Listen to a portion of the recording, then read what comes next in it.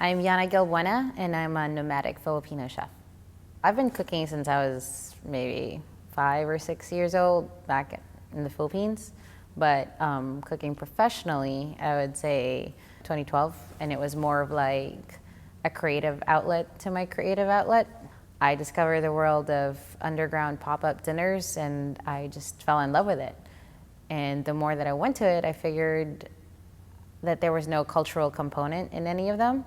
And so I wanted to use that platform to introduce the diversity of Filipino cuisine.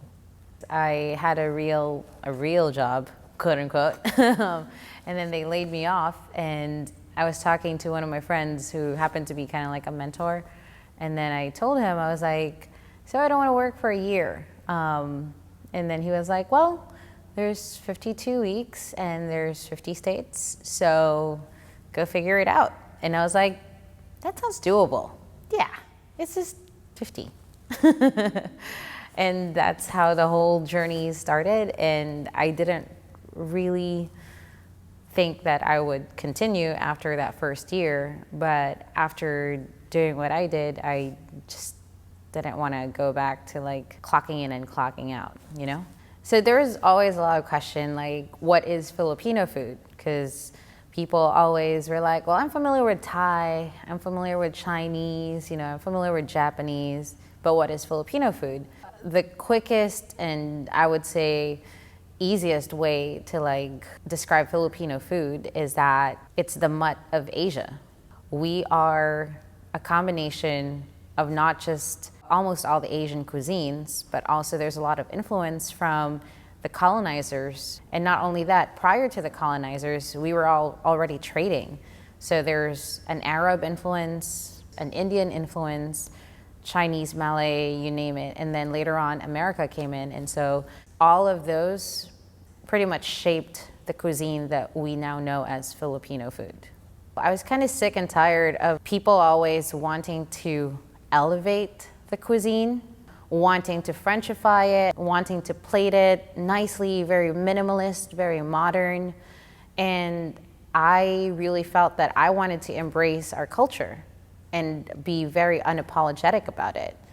We eat with our hands. We eat with our hands on banana leaves. And I think that's something that we need to be proud of and start embracing it instead of shunning it.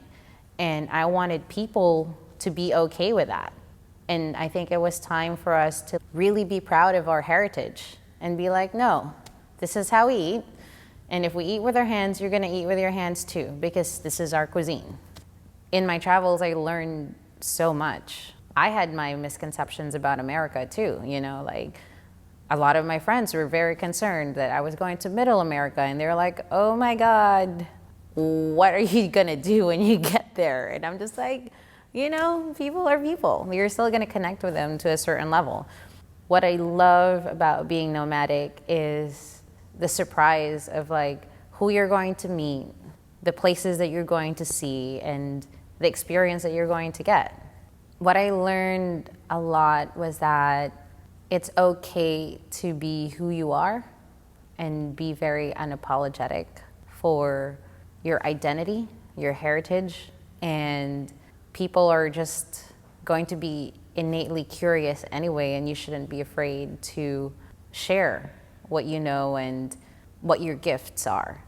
And that food is so universal. This is one platform where people will always come together because there's no other medium that can translate like love or heritage better than food without it being so imposing. It's so simple.